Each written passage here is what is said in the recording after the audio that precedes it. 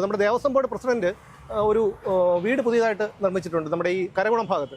അതിന് ഏകദേശം 40 ലക്ഷം രൂപ വായ്പ എടുത്താണ്, ധനലക്ഷ്മി ബാങ്കിൽ നിന്ന് വായ്പ എടുത്താണ് അദ്ദേഹം വീട് നിർമ്മിച്ചതെന്നാണ് പുറത്തു വരുന്ന വിവരം.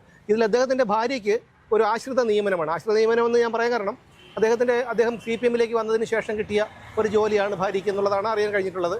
ദേവസ്വം ബോർഡിൻ്റെ പ്രസിഡന്റ് ഒരു സ്ഥിര സ്ഥാനമല്ല, അദ്ദേഹത്തിന് നവംബറോടുകൂടി അദ്ദേഹത്തിൻ്റെ ആ ഒരു കാലാവധി തീരും. പിന്നെ എങ്ങനെയാണ് ഇൻകം സോഴ്സ് കാണിക്കാതെ എങ്ങനെയാണ് ഈ വലിയൊരു അങ്ങനെ ആയിട്ടുണ്ടെങ്കിൽ വലിയൊരു തുക ബാങ്ക്? അല്ല, അത് സ്വാഭാവികമാണല്ലോ സുമേഷ്. അതായത് നമ്മൾ നേരത്തെ പറഞ്ഞ ഈ ഭരണ നേതൃത്വവും ഒക്കെ ചേർന്നിട്ടുള്ള ഗൂഢാലോചനയുടെ ഭാഗമായിട്ടാണ് ഈ പെരുങ്കൊള്ള നടന്നിട്ടുള്ളതെങ്കിൽ ആ പെരുങ്കൊള്ളയിലെ കൊള്ള മുതലിൽ ഒരു ഭാഗം, ഒരംശം ഈ ദേവസ്വം ബോർഡ് പ്രസിഡന്റിന്റെ കയ്യിലേക്ക് പോയിട്ടുണ്ടാകും എന്നുള്ളത് വളരെ ക്ലിയർ അല്ലേ? കാരണം അതിനുള്ള സാധ്യത വളരെ വലുതല്ലേ? കാരണം അയാളാണ് ഇതിനകത്തൊരു കണ്ടിന്യൂറ്റി.